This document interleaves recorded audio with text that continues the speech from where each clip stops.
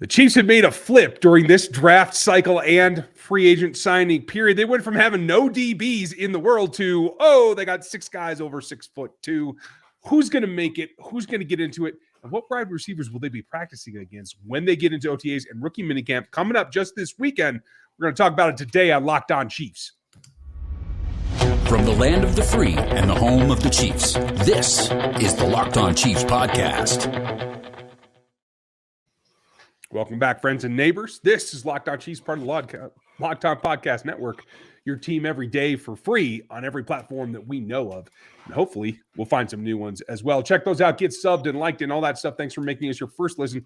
Make sure to run down another Locked On show, whether it's one of the AFC West opponents, whether it's the draft show, that we're still going through the depth of what that impact could be from this draft. And then we'll start turning our faces towards the new one as well. I'm Ryan Tracy, the founder of Rogue Analytics and Performance Consulting, home of the Athletic Matrix, as well as the Draft Guide and all things NFL team building at NFL33.com. Check that out as well.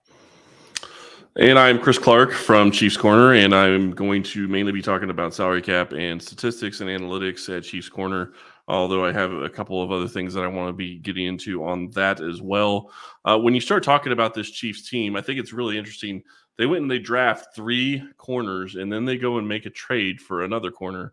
And I think you look at this roster and think, at least I'm thinking, and especially with Brett Veach's comment, that the third through 4 and 5 corners are going to be a very competitive competition at this point.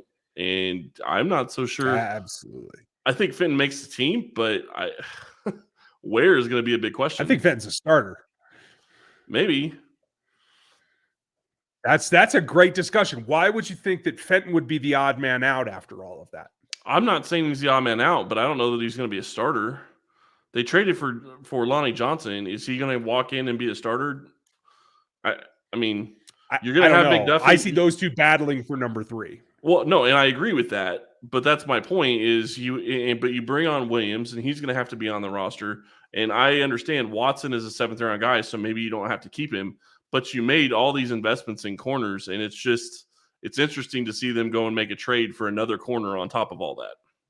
Yeah, I mean, there's a lot. I see the top 3, at least week 1, being McDuffie and Snead on the outside. And then when you go to a nickel, you bring in Fenton. Now, there's still the possibility that they still like Snead better as the nickel in those situations, and they just slide him in. And that, I think, is the difference in allowing it to possibly be Lonnie Johnson if they can recapture his corner skills that I think were better his rookie season. And it seems like that's the direction they're going. I don't think they're going to ask him to play safety, but we'll have to see. But if they decide that they want to keep LJ on the outside, then I think it's got to be Fenton right now. And I don't disagree with that, but Fenton is going to be losing a lot of snaps when it comes to OTAs and minicamp. And we have a question whether or not he'll be ready for training camp. It sounds like they think he will, but that's a question at this point because we didn't know he was having surgery to begin with. Right. And at least it's not anything lower body. It is, as I understand, a shoulder, right? Yeah, it's his shoulder. And he had a back issue last year. It's not that. So that's good. Right. And really my point is I'm not saying Fenton's not going to be on the team, really. It's more of I just didn't think that it was going to be they really had somebody on the roster that was going to challenge him to be the third corner. Now, I just don't know. I mean, I don't know that he'll be a starter. I still think he's going to be on the roster, but what are you going to do with DeAndre Baker? What are you going to do with – I mean, there's so many corners on the roster now. There's just questions that we didn't have before. Well, that's what it comes back to for me. You don't have to do anything with anybody. It's up to them to go do something to make themselves one of the top 5, maybe top 6. And if you want to be a starter, go take it. You got to go take it because I think what we saw from Fenton as the season went on was a lot of ho-hum, I can deal with this. Didn't play well either time against the Bengals, got a lot of penalties because I think he was over-aggressive. He didn't learn a little bit more about reading his man. I didn't see the progression out of him as much last year. Maybe that's because of the reps. Maybe that's because of the back. I don't know. But he's got to get healthy on the shoulder, recover from this particular surgical intervention, whatever the heck it is, and he's got to get in there and battle. Yeah. Well, and the other part of it that really sticks out to me is, yes, I know McDuffie isn't their normal size speed, and neither is Fenton, but Fenton doesn't have the skill set of McDuffie, so you can't really compare those two. So the thing that sticks out to me is they go out and they draft Williams, who's 6'2", and then they draft another corner who's 6'2", and Snead 6'1", and you just start looking at the corners that they brought in, and Lonnie Johnson is 6'2". You look at the corners they brought in; they're going for that tall, lanky type that doesn't fit Fenton at all. So, are they changing what they want to do? Are they going back to more of what they have said that they're going to be in the past, or shown what they're going to be in the past? Fenton was a 6th-round pick, so it wouldn't be shocking for him to lose, a roster spot eventually. Right. I mean, but I think the farther we get away from his draft, the less that his draft position matters, because he's put in a lot of good reps for this team, and he's made some big plays for this team. So I think he has he has the credit. He's also had penalties and bad times. True. That's where I'm really wondering how this is going to shake out. And again, I think he's on the roster. It's really interesting because their type is obviously tall and lanky. That's not Fenton, and I know that's not McDuffie either. But you can't compare McDuffie and Fenton because the skill sets are so wildly different, and McDuffie is a much better corner than Fenton, in my opinion. You're absolutely right, and I think it's going to be interesting to see how they battle, because it's going to be up and down, and I don't know that they're the only two guys that are going to be battling. There's a lot more to it. Multiple. And we're going to get into that further down the depth chart, because who knows who the jewel is going to be. But if you need a jewel right now for your Mother's Day gift to whoever it has to be, whether it's subtle or whether you want a bling piece or whatever she's looking for, if you want to make an impression, something truly lasting, you got to get over to BlueNile.com, because right now they're helping our Locked On Chiefs listeners get $50 off of $500 anytime they go and purchase something through Blue Nile right now through Mother's Day. It's a podcast exclusive, and it's only through Mother's Day. So you only have a couple of days left here. Use the code Locked On. That's the code Locked On. Plus, every order ships insured. It ships for free, and it comes in a package that won't give away the secret. So you still have a chance at surprising her, and I think that's impressive. That's what I need a little bit of help with all the time. So stop worrying about it. Shop stress-free. Get your forever piece for her over at BlueNile.com today. So the more immediate thing for me is two guys that I think might be in the mix, but we don't know, because it's one thing to know that Fenton was there in the playoffs and he's played enough that you know that he's going to battle. The guy that I just don't know where he falls, if they go Snead, McDuffie, Fenton, Johnson, then where do the rookies come in, and where is DeAndre Baker? DeAndre Baker's the big question mark to me, because I don't know where he stands in fighting against the rest of these guys that are bigger, taller, faster, because Fenton and Baker have the same flat out speed. They're about the same size. I think Baker's a little bit shorter, but they are truly going away from the paradigm of having, mix and match kind of size corners. He's the guy at the disadvantage. Yeah. Well, and you forgot Williams in that list. I mean, you're 5 deep there before you even get to the 4th-round pick. So, I mean, Williams is the 4th-round pick, wasn't he? No. Yeah, no, he was, but you said Johnson. Okay. So you said McDuffie. Yeah, I'm discounting the rest of the rookies. I'm just saying from the experienced guys, other than McDuffie, right? Right. You would think Baker would be the 5 there, but I don't know if that's true. Williams is good. I think Jalen Watson can play in this league, so he's going to put up a fight too. Mm-hmm.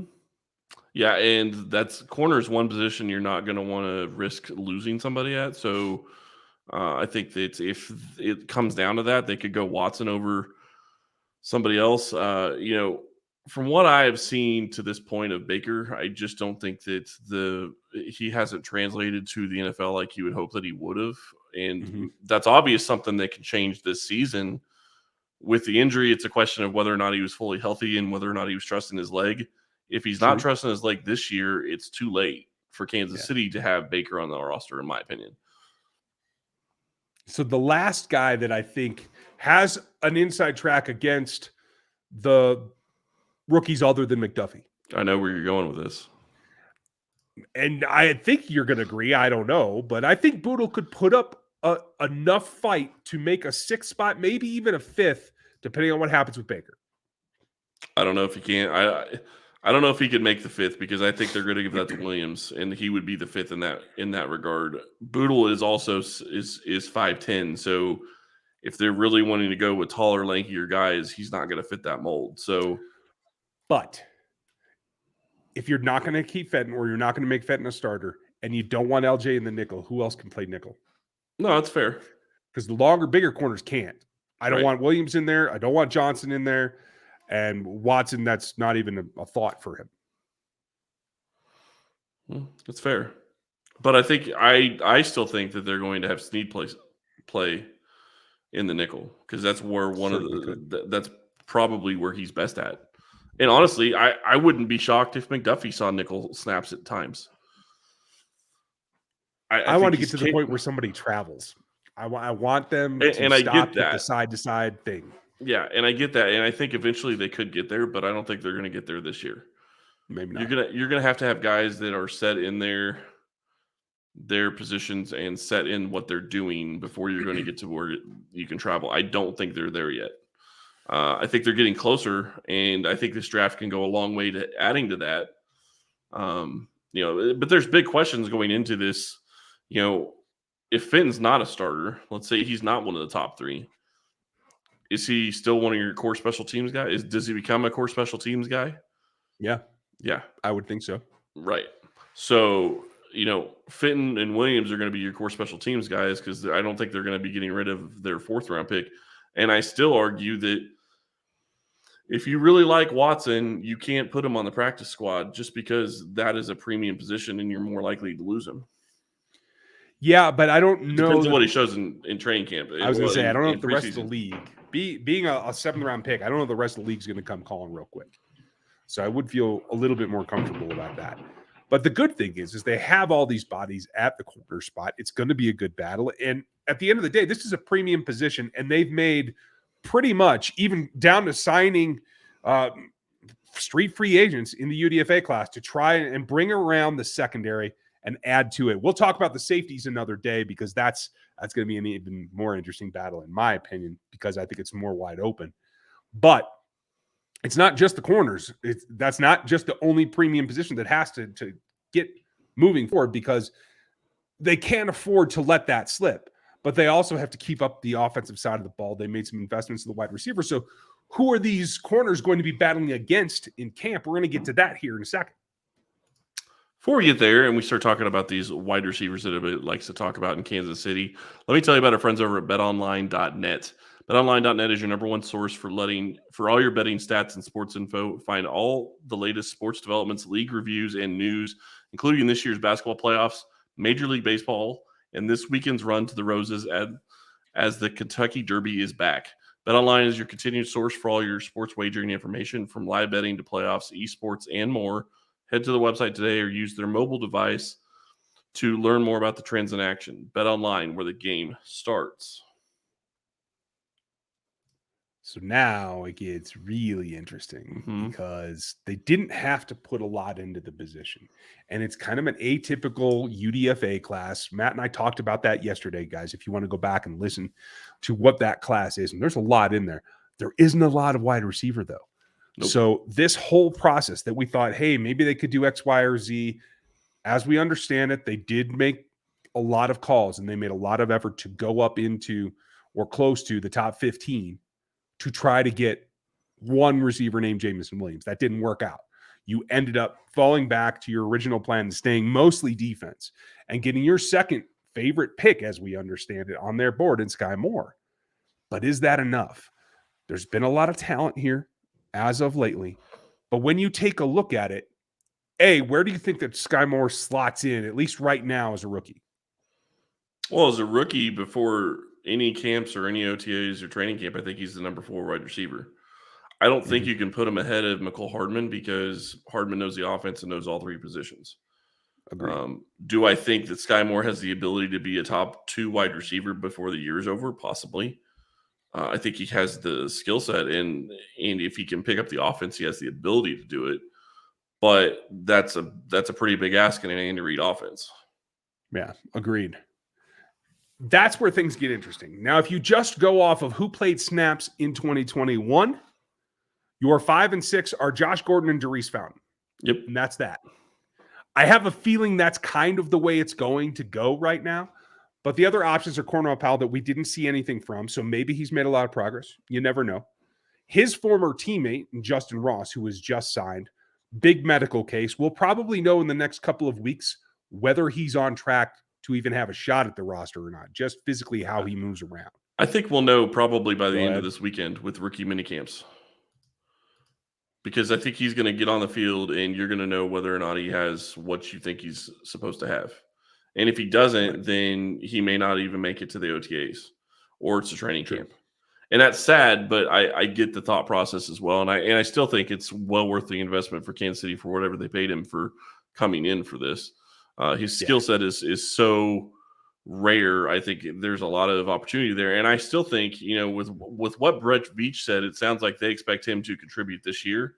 They expect that he can stay healthy. And it's not a matter of this is a stash type thing like you saw with Herring in the past, Lee Herring in the past, or Tim Ward in the past. So I mean that's a little disappointing because I think that he could use another year to recover from everything. But if he's able to contribute, great. If he's not, then I guess he'll go on down the road. Yeah, and that's absolutely fair. But if he's the big question mark at the back end of the list. The middle of the list, I'm not really impressed with.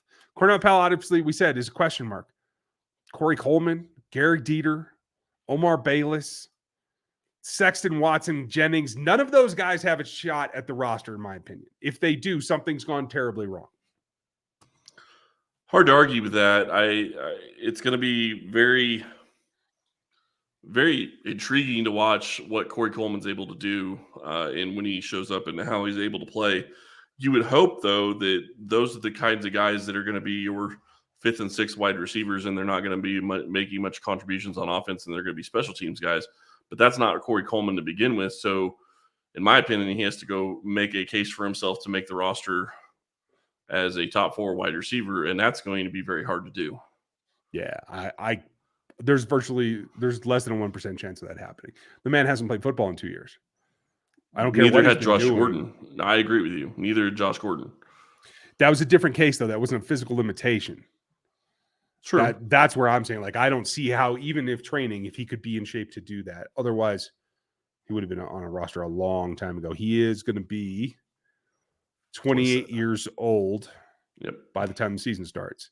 So is Marquez Valdez standing. And I understand for Peter Bukowski, it's Marquez. So I have to start getting that right. Sorry, Marquez. MBS.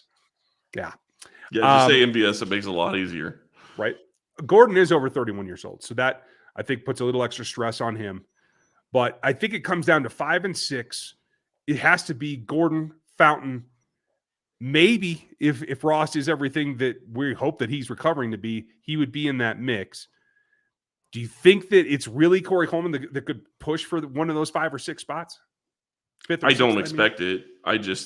He's the only one on the list that I know enough about to think that he has the talent that possibly could get there. Okay. But, I mean, you look at the rest of them, you get UDFAs that surprise you every year.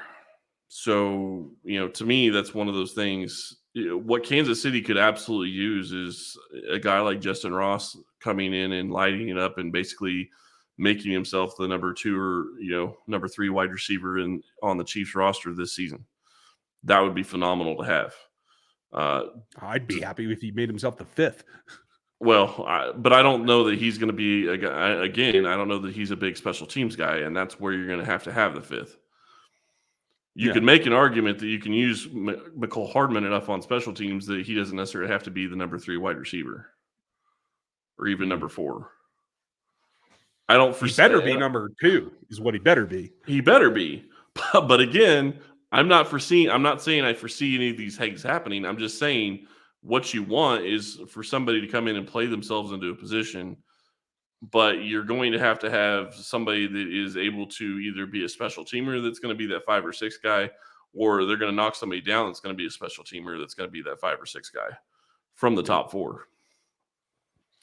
Makes plenty of sense to me. I am very much looking forward to seeing who wins the battles because it's going to be fun. And that's not even talking about the tight ends, folks. We know we have a good group of tight ends in there as well. I actually am hoping for something from Matt Bushman, just so you know. I have to ask the question, is it possible that Kansas City makes another move? Because I still am not sold that they're done with this roster. And I say that because I don't think, we talked about corner earlier. I don't think they're going to bring in a guy like Bradbury, because it does sound like I just saw before we started recording this, it sounds like he's about to get cut. I don't expect them to go that direction. That ship sailed after the draft and after this trade, I believe.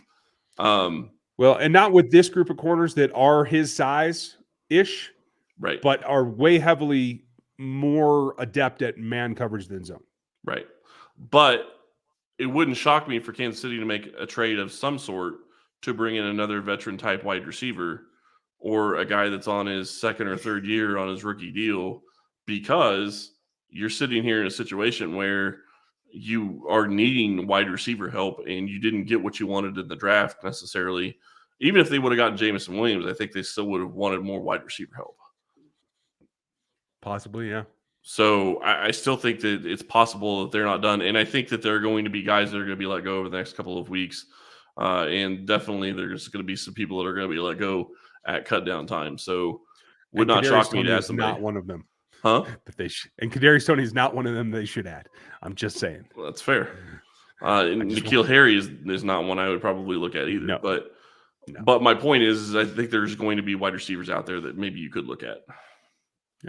And that may very well be. I think if you're going to supplant one of the guys that you brought in this offseason, being MVS, Juju, or now Sky Moore, it's got to be somebody that's capable of being a number one, period. Yep. So I think that makes it harder, because I don't know how many number ones are going to be let go. I mean, is Julio worth a flyer? I still feel like OBJ is an option in September, maybe October, after you see what his recovery has begun. I don't think anybody's going to sign him until then. So I think he's expecting a playoff type signing. Yeah. I hope the Chiefs have a little more foresight than that. But my problem with that is I don't think OBJ is at the point he can be a number one, especially coming back from an injury this year. Okay. I think he has this skill set to be a number one, but I don't know that he's going to be healthy enough to do it this season. Coming back from an ACL, I mean, you can come back, but you're not going to normally be yourself for 2 seasons, and that's kind of where I'm going with that. So, gotcha. I think he could contribute, but can he be a number one type guy? I don't think so.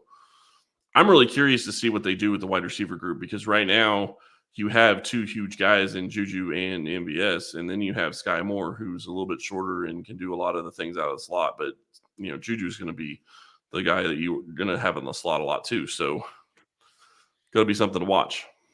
Yeah, it's going to be rock, paper, scissors for who has to go outside. But we'll get a better glimpse this weekend, folks. We have more coming for you before they get to that. And then we will have the OTAs where you'll get a glimpse. Now, let's not overreact like we did with Noah Gray, getting all that attention early.